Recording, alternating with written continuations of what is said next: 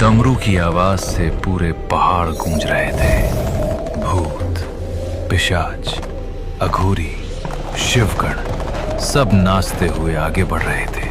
ये कोई साधारण बारात नहीं थी, ये स्वयं महादेव की बारात थी।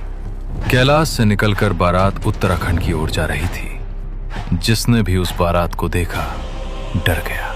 किसी के शरीर पर भस्म थी, किसी के गले में खोपड़ियां, कोई आग के बीच हंस रहा था। लेकिन उन सब के बीच महादेव शांत थे। शरीर पर भस्म, गले में सर्प, आंखों में वैराग्य। आखिरकार विवाह शुरू हुआ। मंत्र पढ़े गए, अग्नि चली और विवाह संपन्न हो गया। उस समय एक रिवाज था, विवाह करवाने के बाद ब्राह्मण दक्षिणा मांगते थे। भोलेनाथ, अब हमें भी दक्षिणा दीजिए। मैं तो एक अघोरी हूं, मेरे पास तुम्हें देने के लिए क्या ही होगा। ये सुनते ही ब्राह्मणों के चेहरे उतर गए।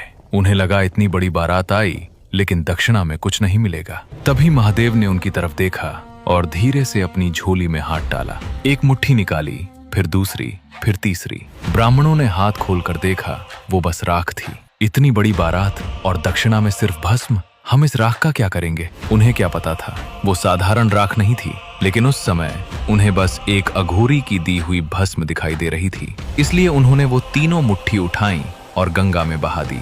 फिर डमरू दोबारा बजा और शिव की बारात आगे बढ़ गई। लेकिन जैसे ही वो राख गंगा में गई, पानी चमकने लगा, हवा अचानक बदल गई। तभी ब्राह्मणों को एहसास हुआ, उन्होंने क्या खो दिया। पहली मुट्ठी में उत्तराखंड का राज था, दूसरी मुट्ठी में चारों वेदों का ज्ञान और तीसरी मुट्ठी में संसार भर का सोना।